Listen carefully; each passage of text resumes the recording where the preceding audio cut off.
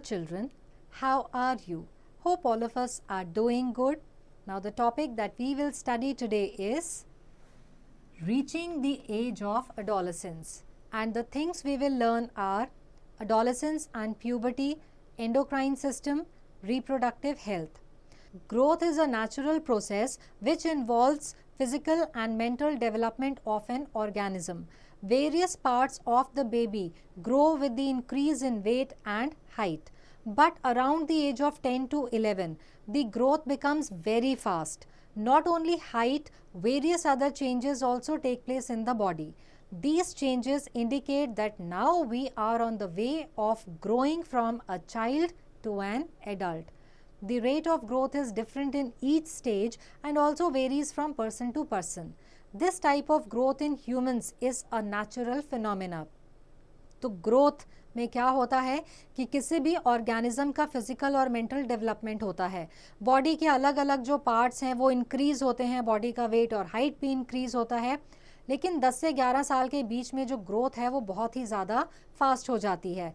अब सिर्फ हाइट ही नहीं, बॉडी के अंदर और भी बहुत सारे चेंजेस होते हैं. इन चेंजेस से पता चलता है कि जो बच्चा है वो अब एडल्ट बन रहा है. अलग अलग लोगों में अलग अलग ग्रोथ का रेट होता है और ये एक नेचुरल फिनोमेना है. Now let us look eight adolescence and puberty. The period of transition from a child to an adult is called adolescence. It begins around the age of 11 years and lasts up to 18 or 19 years of age. Since these years are counted in teens, as in 13 and 14, hence the adolescence period is also called the teenage. तो ये जो transition का time है जब एक बच्चा adult में change हो रहा होता है उसे एडोलेसेंस कहा जाता है. ये ज़्यादातर 11 साल की उम्र से शुरू होता है और 18 या 19 ईयर्स की एज तक रहता है. अब क्योंकि जब आप इस टाइम पीरियड के सालों को काउंट करते हैं तो उसमें टीन आता है, जैसे कि 13, 14 वगैरह, तो इसलिए एडोलेसेंस पीरियड को टीनेज भी कहा जाता है. In girls, adolescence begins a year or two earlier than in boys. During adolescence, the human body undergoes a number of changes. The testes start to make sperms and the ovaries start to make eggs. In other words, the reproductive organs become functional. The age at which reproductive organs become functionally active is called puberty. At puberty, both boys and girls become capable of reproduction. तो जो adolescence का time है ये girls में 1 साल या 2 साल boys के मुकाबले पहले आता है. एडोलेसेंस के टाइम में जो ह्यूमन बॉडी है उसमें बहुत सारी चेंजेस होती हैं. बॉयज़ जो हैं उनकी बॉडी में स्पर्म्स बनने शुरू हो जाते हैं. गर्ल्स की बॉडी में जो ओवरीज हैं वो एग्स बनाना शुरू कर देती हैं. तो दोनों के जो रिप्रोडक्टिव ऑर्गन्स हैं वो फंक्शनल हो जाते हैं. अब इस स्टेज को प्यूबर्टी कहा जाता है और प्यूबर्टी के टाइम में बॉयज़ और गर्ल्स दोनों केपेबल होते हैं रिप्रोडक्शन के लिए. Physical changes at puberty. The onset of puberty is marked by physical changes. The changes which take place during this period are as follows. Development of sex organs. During the period of puberty in boys, the testes and penis develop completely and start producing sperms. In girls, the ovaries develop completely and start producing mature eggs. तो सबसे पहले तो sex organs पूरी तरह से develop होने शुरू हो जाते हैं. जो बॉयज़ हैं वो स्पर्म्स प्रोड्यूस करते हैं और जो गर्ल्स हैं उनकी ओवरीज जो हैं वो मेच्योर एग्स को प्रोड्यूस करती हैं. Then increase in height and weight. Puberty is characterized by a rapid increase in height and weight in both boys and girls. This is a period of a spurt in growth. Change in height is the most conspicuous change during this period.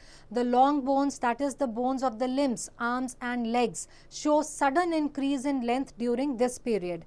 By the age of 11, a boy reaches about 81% of his height and a girl reaches about 88% of her height.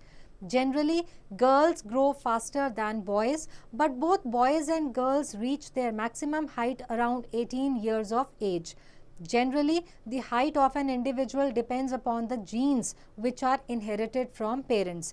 तो puberty के time में height और weight में बहुत ज़्यादा rapid increase आना शुरू हो जाता है. यहाँ पे ग्रोथ बहुत बढ़ जाती है. जो लिम्स होते हैं जैसे कि आर्म्स और लेग्स, इनकी जो लॉन्ग बोन्स हैं वो ज़्यादा लंबी होनी शुरू हो जाती हैं. अब 11 ईयर्स की एज तक जो बॉयज़ हैं वो अपनी कम से कम 81% ऑफ हाइट को अटेन कर लेते हैं, और जो गर्ल्स हैं वो 88% अपनी हाइट को अचीव या अटेन कर लेती हैं। प्यूबर्टी के टाइम में हाइट और वेट दोनों में इंक्रीज़ आता है, बॉयज़ और गर्ल्स में। इस टाइम में ग्रोथ ज़्यादा होती है, और जो सबसे ज़्यादा चीज़ नज़र आती है वो होती है हाइट की इंक्रीज़ होना या बढ़ना, क्योंकि आर्म्स और लेग्स की जो लॉन्ग बोन्स होती हैं उनमें एकदम से उनकी लेंथ बढ़नी शुरू हो जाती है। 11 साल की एज तक बॉयज़ 81% की अपनी हाइट अचीव कर चुके होते हैं, और गर्ल्स जो हैं वो 88% अपनी हाइट अचीव कर चुकी होती हैं। 18 साल तक जनरली गर्ल्स और बॉयज़ जो हैं दोनों अपनी मैक्सिमम हाइट अटेन कर चुके होते हैं, और जो किसी भी इंडिविजुअल की हाइट है वो उनके जीन्स पे डिपेंड करती है जो उन्होंने अपने पेरेंट्स से इनहेरिट करी होती है। The following table gives the average rate of growth in height of boys and girls with age. The percentages shown in this table can be utilized to calculate the approximate full height which a person is likely to attain in adulthood. तो अगर आप इस table को देखें तो यहाँ पे as the गई है ईयर्स में, और परसेंटेज ऑफ फुल हाइट है बॉयज़ और गर्ल्स की according to the age. Now if we look at the calculation for full height in centimeters, that is present height in centimeters divided by percentage of full height at this age multiplied by 100. For example, a boy is 10 years old and 115 centimeters tall. So at the end of his growth period, he is likely to be 115 multiplied by 100 divided by 78, which is equal to 147.4 centimeter tall. Now let us look at the change in body shape. तो puberty के time पे जो boys हैं उनके shoulders broad हो जाते हैं, chest wide हो जाती है, और उनके मसल्स बहुत ज़्यादा ग्रो करते हैं। गर्ल्स जो हैं उनका पेल्विक रीजन थोड़ा सा वाइडन हो जाता है, हिप्स ब्रॉड हो जाते हैं, ब्रेस्ट की डेवलपमेंट स्टार्ट हो जाती है, और जो मिल्क प्रोड्यूसिंग ग्लैंड्स हैं जिनको कि हम मेमोरी ग्लैंड्स कहते हैं वो ब्रेस्ट के अंदर डेवलप होने शुरू हो जाते हैं। वॉइस चेंज, प्यूबर्टी के टाइम पे जो बॉयज़ का वॉइस बॉक्स है जिसे हम लैरिंग्स कहते हैं वो बड़ा हो जाता है, और उसमें थोड़ी सी स्वेलिंग आनी शुरू हो जाती है जिसे हम कहते हैं एडम्स एप्पल, और उनकी जो आवाज़ है वो थोड़ी डीप हो जाती है, होर्स हो जाती है। जो गर्ल्स हैं उनका वॉइस बॉक्स स्मॉलर होता है तो उनकी जो आवाज़ है वो हाई पिच वाली हो जाती है। Later their voice becomes normal. Increased activity of sweat and sebaceous glands, अब इस प्यूबर्टी के टाइम में जो स्वेट और सिबेशियस ग्लैंड्स हैं उनकी एक्टिविटी बहुत ज़्यादा बढ़ जाती है। इसकी वजह से स्वेट और ऑयल स्किन पे बहुत ज़्यादा सिक्रीट होता है, जिसकी वजह से पिंपल्स और एक्नी फेस पर आ जाते हैं। Reaching mental, intellectual and emotional maturity, तो प्यूबर्टी के टाइम पे मेंटल, इंटेलेक्चुअल और इमोशनल डेवलपमेंट दोनों जेंडर्स में देखने को मिलती है। ये ज़्यादा इंडिपेंडेंट होने शुरू हो जाते हैं, सेल्फ कॉन्शियस हो जाते हैं कि वो कैसे दिखते हैं, और उनका थॉट प्रोसेस जो है या सोचने का तरीका है वो भी बदलना शुरू हो जाता है। क्योंकि बॉडी में बहुत ज़्यादा सडन चेंजेस होने शुरू हो जाते हैं तो इनमें थोड़ी सी इनसिक्योरिटी की सेंस या फिर एंजाइटी डेवलप होनी शुरू हो जाती है, लेकिन ये एक नेचुरल पार्ट है ग्रोइंग अप का, और ये सभी एक्सपीरियंस करते हैं। Development of secondary characteristics, the characteristics which mark segregation of the sexes are called secondary sexual characteristics. तो जिन characteristics के वजह से दोनों sexes अलग अलग distinctly नज़र आते हैं उन्हें secondary sexual characteristics कहा जाता है। Some of the secondary sexual characteristics that develop in males and females are as follows. In males, growth of facial hair such as beard and mustaches. In girls, widening of waist and narrowing of hips. Then in males, broadening of shoulders and widening of chest. Then in females, development and enlargement of breast with mammary glands. Then in males, the development of hair on the chest, under the armpits and in the pubic region. Then in females, the development of hair under the armpits and in the pubic region. Then in males, the voice becomes deeper or low pitched, and in females, they have high pitched voice. Now let us look at the endocrine system. जो chemical substances body के अंदर secrete होते हैं उन्हें hormones कहते हैं। ये responsible होते हैं उन चेंजेस के जो प्यूबर्टी के टाइम पे बॉडी में होती हैं। हार्मोन्स जो हैं ये स्पेशल ऑर्गन्स प्रोड्यूस करते हैं जिनको कि एंडोक्राइन ग्लैंड्स कहा जाता है। ये एंडोक्राइन ग्लैंड्स जो हैं ये इकट्ठे मिलकर के एंडोक्राइन सिस्टम बनाते हैं। Now it is a fact, the science concerned with the structure and functions of endocrine glands, diagnosis and treatment of disorders of endocrine glands is known as endocrinology. Thomas Edison is known as the father of endocrinology. जो endocrine glands हैं वो ductless glands कहलाते हैं, क्योंकि जब ये hormones को release करते हैं तो ये डायरेक्टली ब्लड स्ट्रीम के अंदर रिलीज करते हैं और ब्लड जो है वो इन हार्मोन्स को टारगेट ऑर्गन तक पहुंचाता है। Now there are a number of endocrine glands in males and females of humans. The major glands that make up the human endocrine system are pituitary, thyroid, adrenal, pancreas and sex glands which include the ovaries and testes. Pituitary gland जो है वो brain में located होता है और इसको master gland कहा जाता है, क्योंकि ये सारे बाकी के जो एंडोक्राइन ग्लैंड्स हैं उनकी फंक्शनिंग को कंट्रोल करता है। Adrenal gland is known as the emergency gland of the body. ऐसा इसलिए है क्योंकि ये एक हार्मोन प्रोड्यूस करता है एड्रेनलिन, जिसे हम एपिनेफ्रिन भी कहते हैं। ये हमारी बॉडी को इमरजेंसीज के लिए प्रिपेयर करता है, तो इसको हम फाइट या फिर फ्लाइट हार्मोन भी कहते हैं। Now let us look at the glands, their location in the body, the hormones secreted by them and their functions. So first is pituitary gland. It is located in the brain. It gives the growth hormone and it stimulates the normal growth and development of the body. Over secretion of growth hormone causes gigantism and under secretion of the growth hormone causes dwarfism in human beings. Next is thyroid gland. It is in the throat region. It produces thyroxine or T4. It regulates the general metabolism in the body and plays an important role in growth and development. Lack of thyroxine causes goiter. Then we have pancreas. It is situated near the liver. It produces insulin which regulates the blood sugar level in the body. Lack of insulin causes diabetes. Then there is adrenal gland. It is above the kidney, produces adrenaline, maintains correct salt balance in the blood, controls blood pressure and helps the body to fight stress. Then there is testis. It is below the abdomen. It produces the male sex hormone testosterone, promotes sperm production and development of secondary sex characters. Then there is ovary, situated below the abdomen, produces female sex hormones estrogen and progesterone. They promote egg production and development of the secondary sex characters. Now let us look at the role of hormones in reproduction. तो adolescence के time में जो changes होते हैं वो hormones की वजह से होते हैं।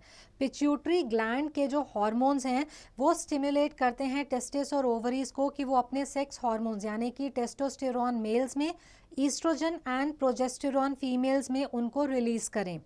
ये सेक्स हार्मोन्स जो हैं ये ब्लड के थ्रू टारगेट साइट तक पहुंचते हैं, वहाँ पे ये फिर बॉडी में जो चेंजेस आने हैं उनको स्टिमुलेट करते हैं। Now it is a fact, secretin was the first hormone discovered by E.H. Starling and W.M. Bayliss in 1902. The name hormone was coined by Starling in 1905. Testis जो हैं ये स्क्रोटम सैक के अंदर मौजूद होते हैं। ये एब्डोमिनल रीजन से थोड़ा नीचे की तरफ होते हैं और इनमें जो है लो टेम्परेचर चाहिए होता है। जो लो टेम्परेचर है इसकी वजह से स्पर्म की फॉर्मेशन होती है टेस्टिस में। टेस्टिस प्यूबर्टी के टाइम में जो है इनमें काफ़ी सारे चेंजेस आते हैं। Testes are located in a structure called as scrotum which distends below from abdominal region to maintain low temperature. अब लो टेम्परेचर की वजह से टेस्टिस के अंदर स्पर्म्स की फॉर्मेशन होती है। टेस्टिस टेस्टोस्टेरोन हार्मोन को भी सिक्रीट करते हैं। जो टेस्टोस्टेरोन है ये इनिशिएट करते हैं और कंट्रोल करते हैं मेल्स को प्यूबर्टी के टाइम में। अब इन चेंजेस को सेकेंडरी सेक्सुअल कैरेक्टर्स कहा जाता है, जिससे कि इनमें आवाज़ थोड़ी सी गहरी हो जाती है, फिर इनकी पेनिस डेवलप होती है, फेशियल और बॉडी हेयर भी डेवलप होते हैं। टेस्टोस्टेरोन जो है ये ग्रोथ और मैचुरेशन जो स्पर्म्स की होती है उसको कंट्रोल करती है, और ये जो रिप्रोडक्टिव फंक्शंस हैं मेल्स के उनको भी इनिशिएट करती है। फीमेल सेक्स ऑर्गन्स ओवरीज, ये एब्डोमेन की जो कैविटी है उसके दोनों तरफ होते हैं। ओवरीज दो हार्मोन्स प्रोड्यूस करती हैं, ईस्ट्रोजन और प्रोजेस्टेरॉन। ईस्ट्रोजन कंट्रोल करता है प्यूबर्टी के टाइम में हो रहे चेंजेस को, जैसे कि जो फेमिनिन वॉइस है, सॉफ्ट स्किन है, या मैमरी ग्लैंड्स की डेवलपमेंट है, या फिर प्यूबिक हेयर की ग्रोथ है। फिर ये कंट्रोल करता है कि जो मैच्योर एग्स हैं वो भी रिलीज हों। जो प्रोजेस्टेरॉन है वो कंट्रोल करता है यूटरस में मेंस्ट्रुअल साइकिल के टाइम पे हो रहे चेंजेस को, और अगर प्रेगनेंसी हो जाए तो उसे मेंटेन करने में भी हेल्प करता है। Now let us look at the reproductive phase of life in humans. जो रिप्रोडक्टिव फेज ऑफ लाइफ है ये ह्यूमन बींग्स का वो वाला लाइफ स्पैन है जहाँ पे ये अपने गैमीट्स को प्रोड्यूस करते हैं और फिर रिप्रोड्यूस कर सकते हैं। जो मेल्स का रिप्रोडक्टिव फेज है ये प्यूबर्टी से स्टार्ट होता है और 60 की एज तक मेंटेन रहता है, और फीमेल्स में जो रिप्रोडक्टिव फेज है ये प्यूबर्टी से स्टार्ट होता है और 45 से 50 इयर्स की एज तक रहता है। Now let us look at the menstruation cycle. The cycle of producing and releasing mature ovum along with associated changes in the ovaries and uterus is called the menstrual cycle. Menstrual cycle जो है 28 से 30 days के बीच में होता है। इस period के time में जो ओवरीज हैं उनमें से कोई एक ओवरी मैच्योर ओवम को फेलोपियन ट्यूब में रिलीज करती है। इस प्रोसेस को ओव्यूलेशन कहा जाता है। जो यूटरस की वॉल है वो थोड़ी सी थिक हो जाती है ताकि वो एग को रिसीव कर सके। अगर ये एग फर्टिलाइज होता है तो ये डेवलप होना स्टार्ट होता है और प्रेगनेंसी कॉज होती है। अगर फर्टिलाइजेशन नहीं होता ओवम का तो जो यूटरस की जो वॉल है, यूटरिन वॉल जो कि थिक हो चुकी होती है, वो डिसरप्ट होती है और मेंस्ट्रुअल फ्लो में ब्लीडिंग के साथ बाहर आती है। जो ब्लीडिंग है ये 3 से 6 दिन तक होती है। The first menstrual flow begins at puberty and is called menarche. Around the age of 45 to 50 years the menstrual cycle stops. जब परमानेंटली मेंस्ट्रुएशन रुक जाती है तो उसे मेनोपॉज कहा जाता है। मेनोपॉज का मतलब है कि फीमेल की लाइफ में जो रिप्रोडक्टिव फेज है वो खत्म हो चुका है। इसलिए menstrual cycle it involves maturation of ovum, release of ovum, thickening of uterine wall and menstruation. Now let us look at sex determination. हर सेल के अंदर 23 पेयर्स ऑफ क्रोमोसोम्स होते हैं, जिनमें से एक पेयर को सेक्स क्रोमोसोम कहा जाता है। 2 टाइप के सेक्स क्रोमोसोम्स होते हैं, एक्स और वाई। ये इनकी शेप की वजह से इनको ये नाम दिए गए हैं। ये जो सेक्स क्रोमोसोम्स हैं स्पर्म्स के अंदर जो होते हैं वो डिसाइड करते हैं कि बेबी का जेंडर क्या होगा। फीमेल्स के अंदर 2 एक्स क्रोमोसोम्स होते हैं, ये सेक्स क्रोमोसोम्स हैं, और मेल के अंदर एक एक्स क्रोमोसोम और एक वाई क्रोमोसोम होता है। जब स्पर्म में जो एक्स क्रोमोसोम है वो ओवम के एक्स क्रोमोसोम से फर्टिलाइज होता है तो जो रिजल्टिंग बेबी है वो एक लड़की होती है। लेकिन अगर स्पर्म में वाई क्रोमोसोम जो है वो ओवम के एक्स क्रोमोसोम से फर्टिलाइज होता है तो जो बेबी है वो बॉय होता है। इसलिए मेल्स रिस्पॉन्सिबल होते हैं बेबी के जेंडर के लिए। Now gender determination of a unborn baby is considered illegal in India. Now let us look at the reproductive health. Adolescence के टाइम में गर्ल्स और बॉयज़ दोनों में बहुत तेज़ी से फिजिकल और मेंटल ग्रोथ होती है। A person with complete physical and mental health is termed a healthy individual. अगर प्रॉपर पर्सनल हाइजीन पहले स्टेप से ही मेंटेन करी जाए तो हेल्थ अच्छी रहती है। Reproductive health involves personal hygiene and proper caring for our body, specially reproductive parts, by keeping them clean. इसलिए एडोलेसेंट्स को ज़रूरी है कि वो अपने रिप्रोडक्टिव हेल्थ का ध्यान रखें, पर्सनल हाइजीन का ध्यान रखें और अपने सभी बॉडी पार्ट्स को एक्टिव रखें.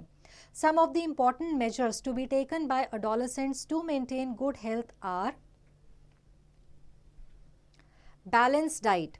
हमेशा बैलेंस डाइट खाने चाहिए जिसमें कि एसेंशियल न्यूट्रिएंट्स जैसे कि carbohydrates, proteins, fats, vitamins, minerals और वाटर राइट प्रपोर्शन में हो. इससे ग्रोथ जो है वो प्रॉपर होती है और इंडिविजुअल की डेवलपमेंट अच्छी होती है. जंक फूड अवॉइड करना चाहिए क्योंकि उसमें न्यूट्रिशनल वैल्यू नहीं होती.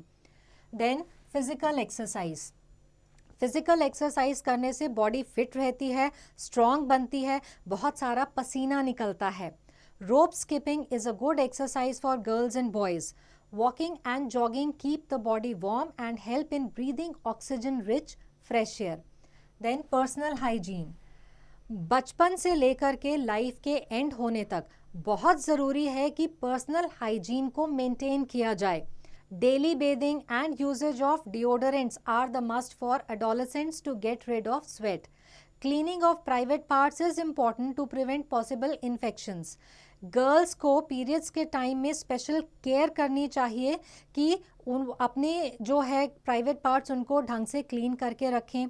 पेनिस और यूरेथ्रा जो है उसको भी रिपीटेडली वॉश करना चाहिए ताकि माइक्रोबियल इन्फेक्शंस ना हो. Say no to drugs. Narcotic drugs जो होते हैं उनको टोटली अवॉइड करना चाहिए. ड्रग्स लेने से कोई भी इंसान बहुत डल हो जाता है अपनी स्टडीज़ में, थिंकिंग में और फिजिकल एक्टिविटीज़ में. सिरिंजेस जो यूज़ करे जाते हैं ड्रग्स के लिए उनसे एड्स यानी कि एक्वायर्ड इम्यून डेफिशिएंसी सिंड्रोम वाली बीमारी फैलने का खतरा रहता है. Awareness. Sexual contact of any kind may result in AIDS or any other sexually transmitted diseases. AIDS जो है ये HIV वायरस से कॉज होता है.